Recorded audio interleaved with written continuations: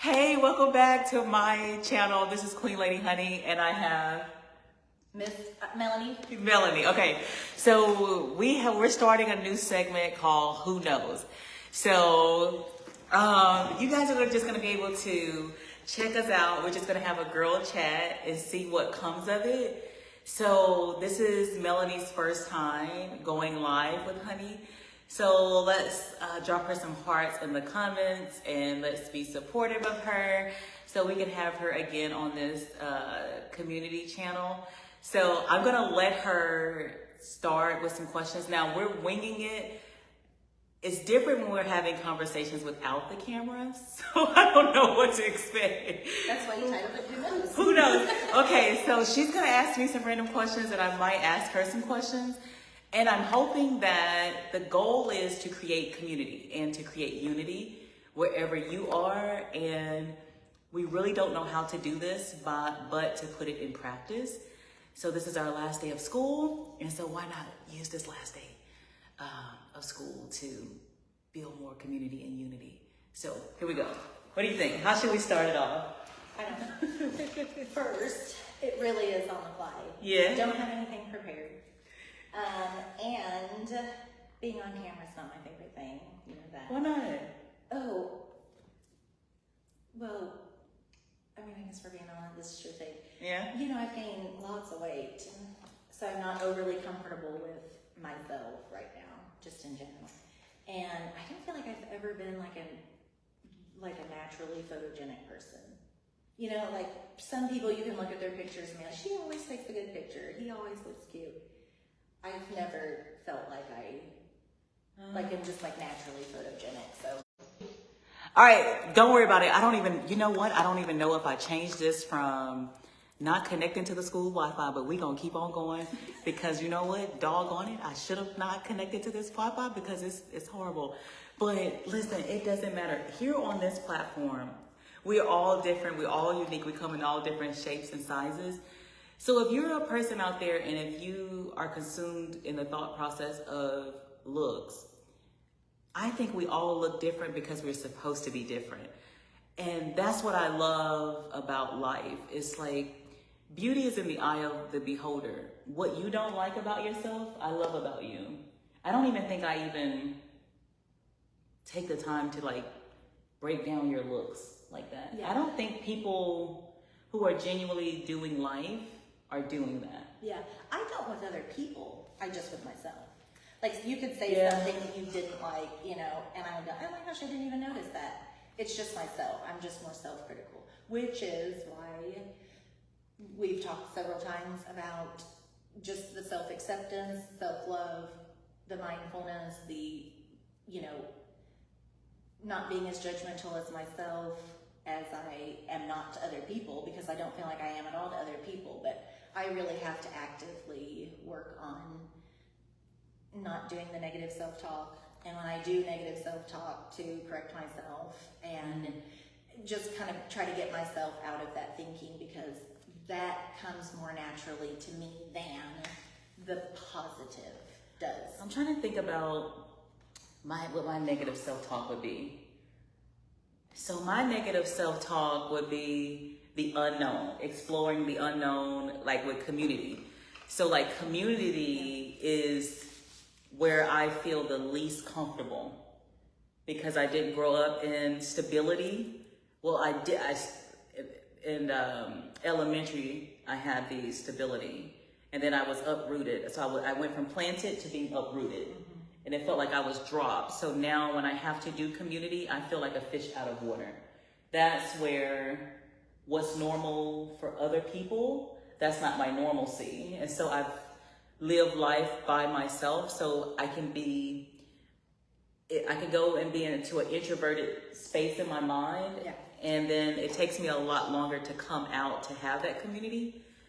But when it comes to looks, my weight fluctuates, and it is what it is. Because I've been trying to get a handle of my weight. I've been trying to understand like my skincare, my body has changed. And I'm a foodie girl. I really like to eat, and I'm not as active as much as I like to consume food. But I just have to I just have to love my body because It's not changing. It's slow to change. Yeah. It's slow to change. So I don't know. I think you look great. Y'all tell Miss Wood that she looks great, and we're so happy. It's great. Yes. I'm happy to have her because I texted her on last night and said, hey, would you consider doing this? And if you know Miss Wood, she is very introverted. It takes a lot to get her out of her shell. For us to build a bond, it has taken like 7 rainbows. Man, for us both to drop our walls and to come together, this is a miracle. The camera part is, she also, you asked me, and I said, yes, I would be open to that. Yeah. And whichever you thought would go better, me being on the camera or off. She did not tell me today was the day that she was thinking until we were getting ready to sleep. She was like, are you ready to record? Well, see, this is the thing. If you have a person that can have a tendency to be in their head, the best thing you could do is catch them off guard. Yeah. Because I think like our relationship is an off-guard relationship. And if I would have intentionally pursued a relationship with Melanie, it wouldn't have worked. But because it's an unexpected thing, it kind of works because she's not thinking about it. And when she puts a lot of thought into it, she'll overthink it. Like, I don't think am I saying the right thing? Am I being the right thing? This is not the community. This is a community where growth is allowed. And so that's what this platform is about. Being a woman is hard. Also, being a woman in a community is hard because no one trains us up for this part of life. You know, if your parents, I'm not sure about your mother, my mom didn't have a strong woman circle around her. So I don't know where we were supposed to learn womanhood and sisterhood. My mom didn't have a community like that, like you said, as far as building community. So I didn't have any examples of that either. Mm-hmm. My school was always really my community because I grew up in a small town. Mm-hmm. So we always were out in the country. We had to drive to get places. You know, we didn't live in town where we could walk to people's houses or whatever. So everything was a to-do. So being at school was always my larger community because that's what I had access to.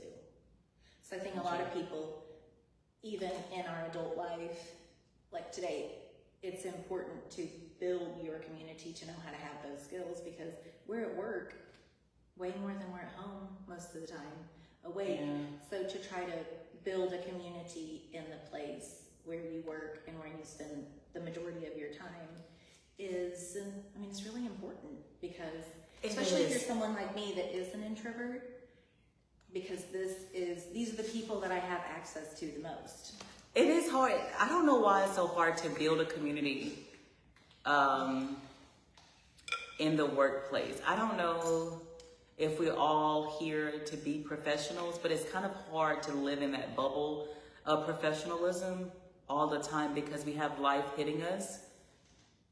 And it's unrealistic to always say the professional expected thing, to not be moved by what a student says or a staff member says or just a change in schedule. It's hard to be flexible and adaptable all at once and hold your position of being that first impression. So that's why it's so important to have this platform, because I want to allow people to have a safe space on social media, and I want to show you all a different light of me outside of strength. I think I show you things I love and that I'm passionate about, but this right here is not as easy for me to build community. Because I really expected everything in life to be modeled for me. And I don't know if that's, I don't know, maybe because I started as a student learner. I just think in life that if I had everything modeled, then I would be able to get an A, or I'll be able to pass, I'll be able to do the right thing. But because a lot of things haven't been modeled, it's expected of me to know. I don't really know how to put my best foot forward because I don't even know what to do. Yeah. Really. Do you think you ever use that as an excuse or a crutch to kind of go within yourself and stick with where you are comfortable and where you have taught yourself, or in any areas where you do feel like we're modeled for you, or you have learned them through yourself to just kind of stick in that safe area and not put yourself out there and kind of use the crutches? Well, I don't know, that was never modeled for me. I don't know how to do that. Yeah, because it's easier to not put myself in discomfort. Yeah. See, with me, I'm all knowing. I know what to expect from me. I know what my limitations are. I know what my weaknesses are. I don't think I was in a space mentally to introduce people to my blind side. I wanted to limit the amount of information that I gave over to people about what some of my insecurities were, because I didn't think that we are safe as women to be anything outside of Superwoman. Yeah. So, but because I lived a lot of life alone, I believe that I know that I deserve community, and because I know what I deserve, it's not just going to be handed to me. I have to go after what I'm looking for. And so it didn't matter how I justified being introverted. It didn't matter how I justified that I'm not letting people in because I wanted to keep my kids safe. I had to start seeing that some of the stuff was fabricated. Yeah, there became more have-tos Yeah. than want-tos. Yeah. So when you have sought out community or whatever, whether it's through your job or your church or your neighborhood, it was because you had to. You were in a situation where you were alone, so you thought it became more of a have to because you needed those things. Yeah. So then when you are falling into that, I just wonder if it becomes more difficult to recognize them as wants. You know, and to move forward with, because like when you're an empty nester and you would hope that you have created those communities, right? Because now you don't have the kids as a crutch. You don't have that as a girl. I've got to, because she's got basketball and we've got this and we've got, or I'll meet the coach or I'll meet the parents at the game. Like when you don't have those things. So this is the time when you need to be establishing your want community, right? Yeah. Not your have to community. So yeah, and I'm the type of person, I have to have a want community. yeah. Because it's certain, like how I'm designed as a person, even though you're not supposed to have expectations of people, I have an expectation of integrity, right? There is an expectation to know your intentions with me. There is an expectations for you to be capable.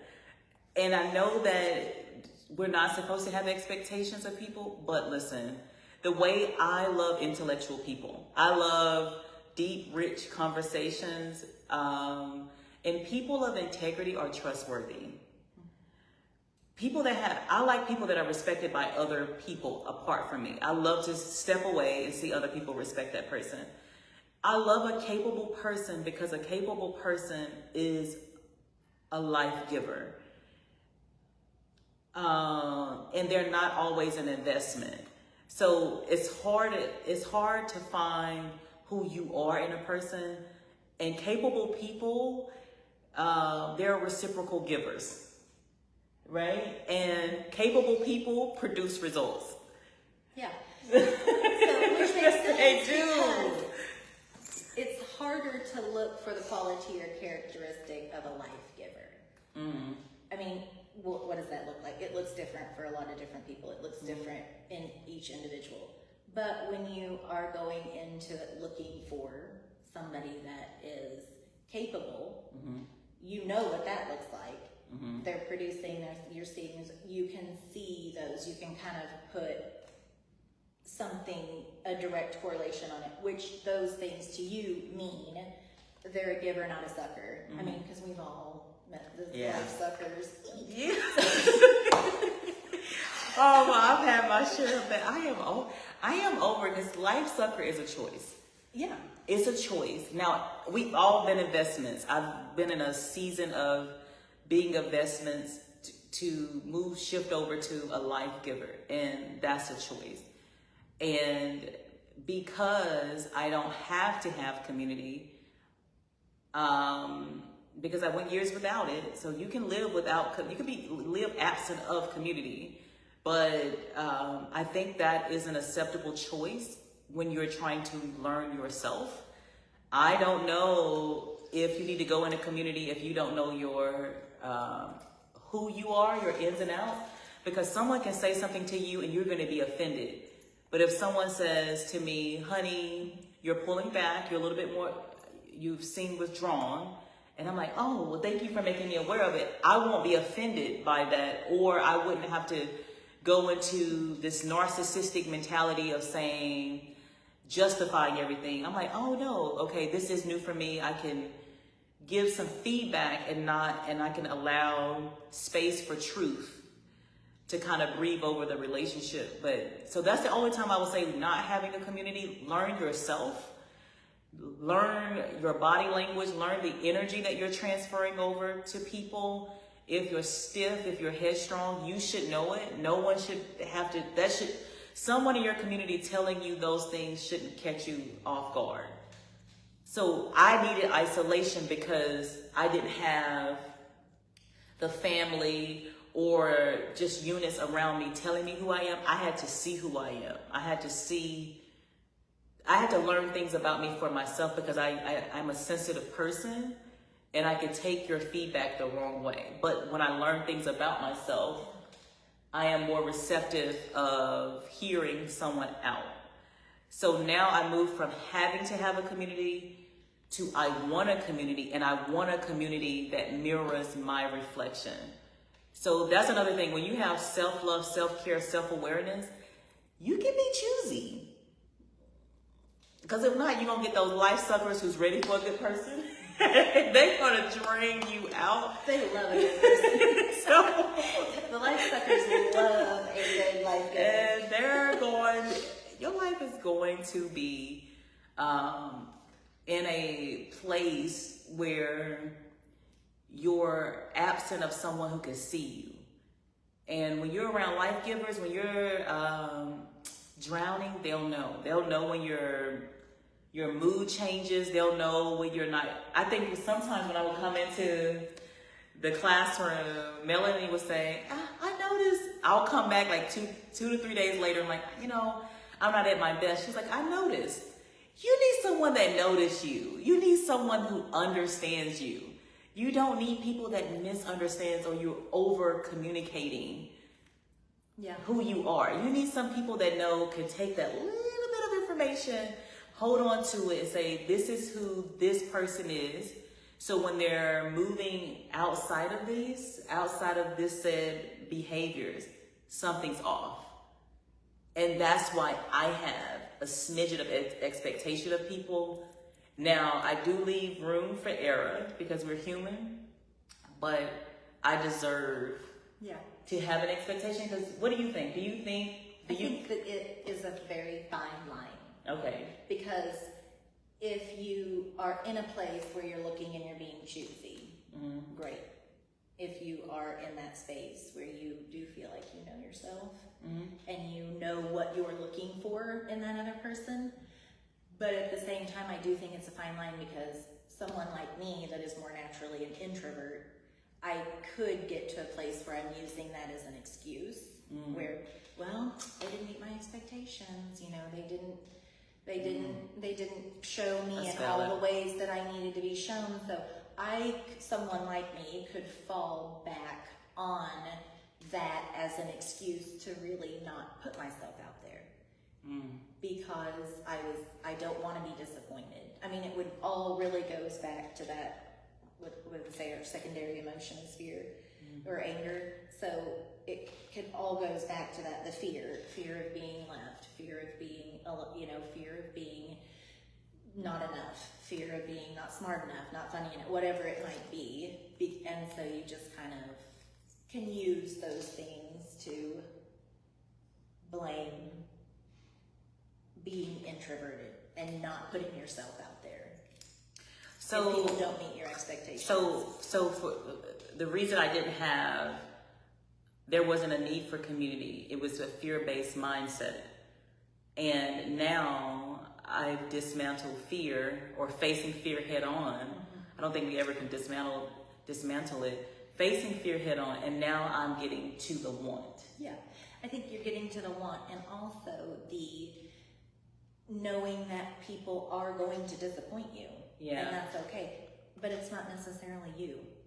Like, sometimes we have a tendency to say, well, if I would have done this, I should have done that. We're blaming ourselves for the reason why a relationship didn't work, or whatever relationship it might be, professionally, personally, whatever.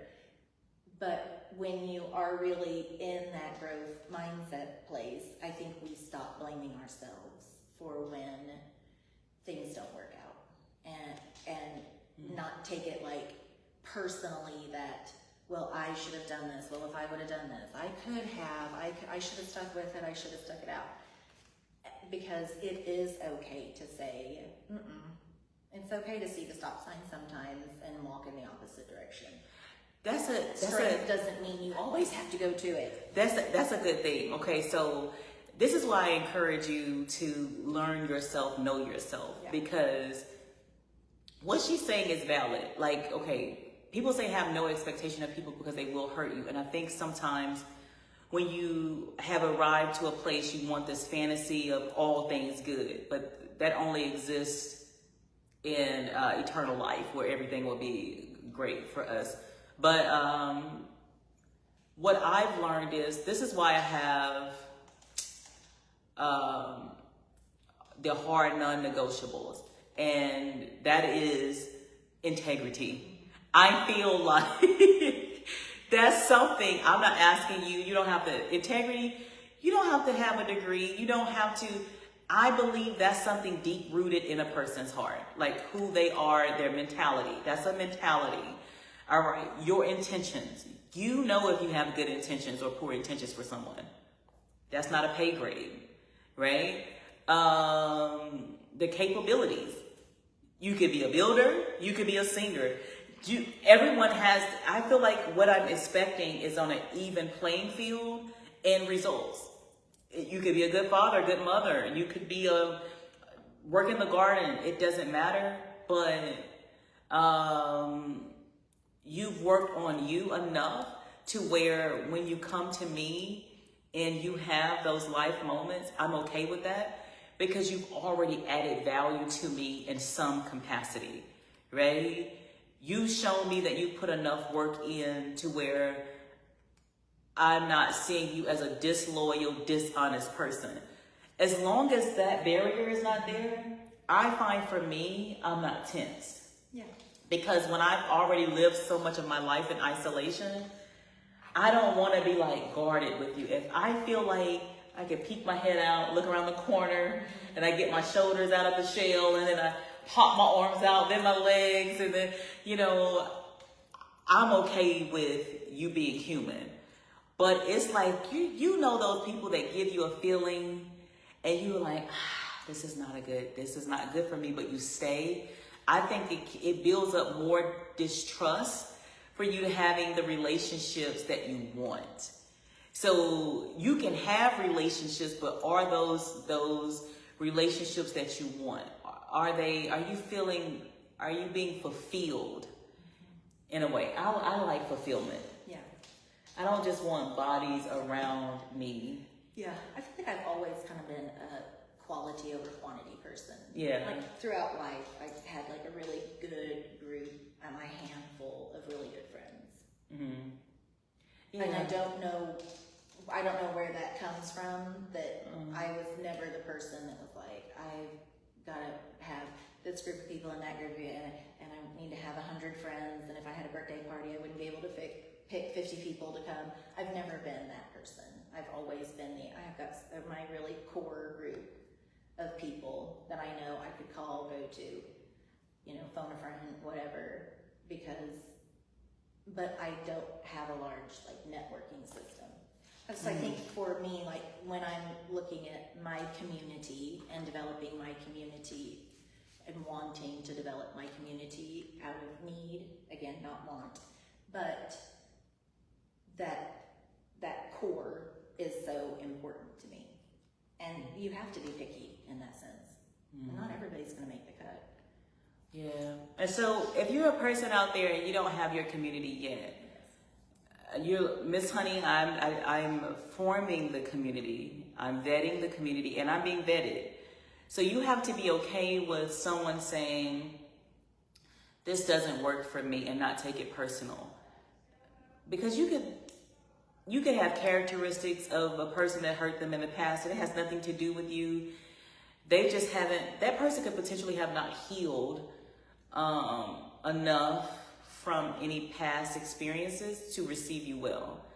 So I've learned to just keep an open mind when it comes to community and be open to however that community comes to me, which took a moment for me to do that because in my mind, I had an idea of what my community would look like, but based off of my values and my principles, I'm attracting who I am.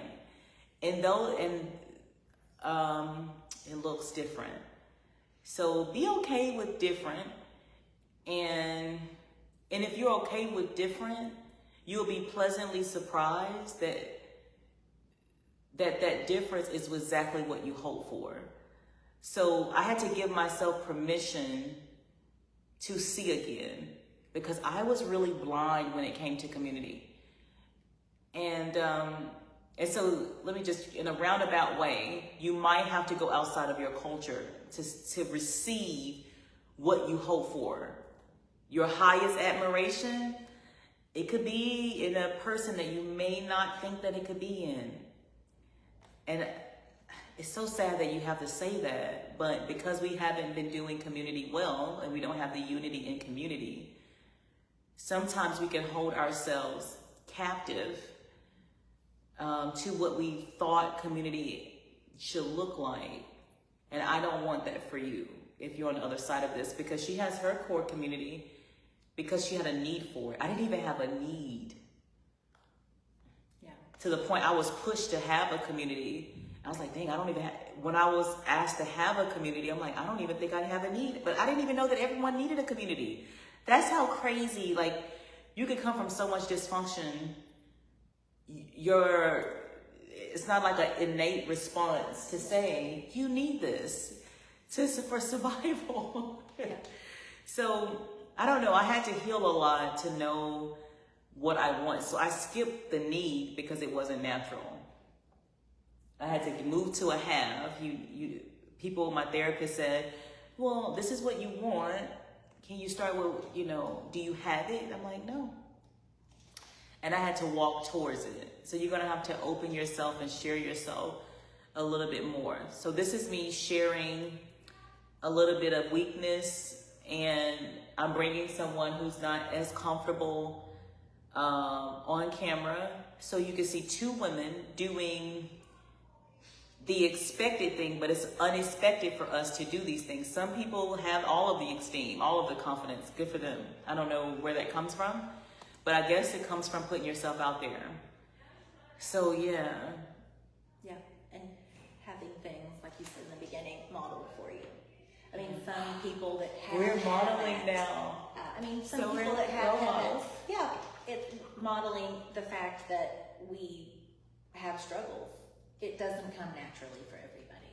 Like we said, we have different struggles, but we are able to come together on a common, that is our commonality, so to speak. That, so you can be struggling with something, and I think for you, because you do this all the time, but for somebody to watch you and be like, oh my gosh, it doesn't come naturally to everybody. There is somebody else that doesn't come naturally to, because whenever you don't know that you don't have it, you just kind of assume that everybody else does. Because again, I didn't know what it looked like. I didn't know what community was. I knew it was the people that I was around the most. and my community was then school. But I wasn't looking at it like it was my community. It's not until you're an adult that you see those things. But nobody was modeling for me. You really need to put yourself out there. But in order to do that, you need to be confident, you need to be secure, you need to be able to look at people's qualities and characteristics. So it doesn't, when it doesn't come just, and there are people, like you said, that are naturally confident, they can put themselves out there. They know who they are, they know what they're looking for, they know. But for some people, and I'm sure that there's one other person out there watching your thing. So even if it just resonates with them that, oh yeah, it doesn't come naturally to everybody. That is, yeah. I don't know. Different areas we have to work on. We do. So the fact that I caught her off guard and we're talking about, I was like, what do you want to title this? And she said, who knows? So we didn't know what to expect of this, but we have great conversations.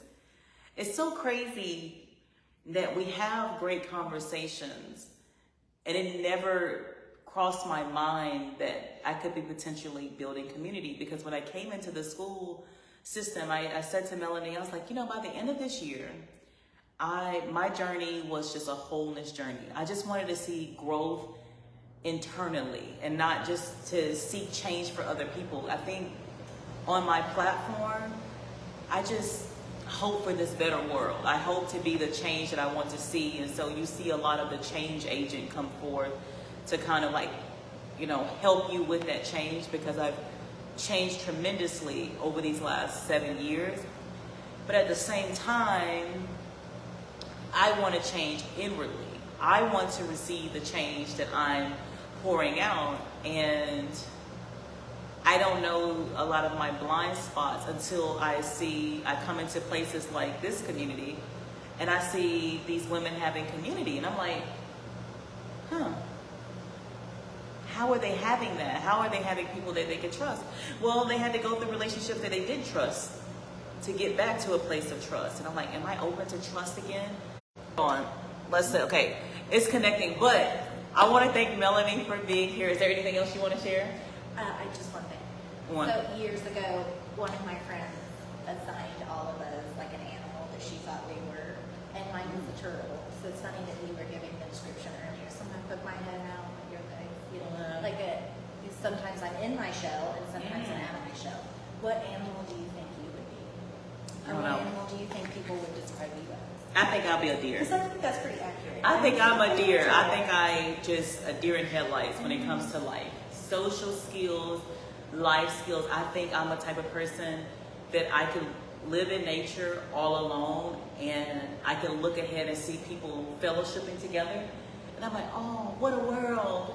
And I can just really wish away and wish to have a Cinderella moment to be invited to the other side of the forest. And then I'm like that deer, either about to get hit by a car because I don't know how to cross over to the other side safely. So I'm just here, and I'm like the deer that's willing to take a risk. Yeah. So I'm like a risk taker. But you can also be peaceful and quiet, because that's how I always picture a deer. Yeah. Like in the field, just sometimes they're by themselves, sometimes they're with the pack. I like that. I need that solitude time. Yeah. I need a little bit of time with community. And if a person is like too demanding, I might come back a little bit like, okay, I'm new to this. It's nothing against you. I'm just like a slow cooker. Because I'm evaluating, can I trust? Did anything happen? No, nothing happened. Can I trust? And I'll go back through the cycle. Can I trust? Should I trust? And it's nothing to do with the other person. It's just... One day it'll come natural. It's so new. But one day it'll come natural and you won't even have to do that. I won't have to do it. Like it will be to some people. But it's a lot of roadblocks. So listen, if you're tuned in to this, I am so happy. And maybe we can have Melanie back on this podcast. In closing, I would always like to freestyle. So Melanie is open to join me in freestyling. No, I'm not. I'm not. So we're in rolling chairs. So I'm going to say good luck to all of you watching on your journeys. And I'm going to roll out.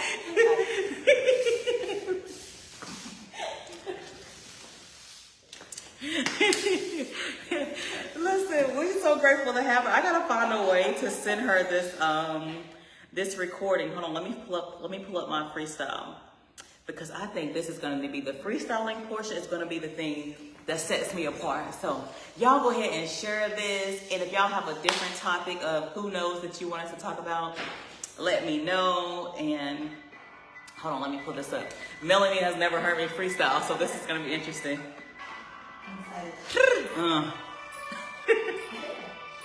Okay. The only way that you can break free is for you to break free from the chains that are preventing a breakthrough. Listen, I remain coachable and teachable just so I can reach you. I had to shatter all of my darkness so I can let my shine poke through. Don't I look like a bright light? I can high five with the sun because I'm the star that stands alone.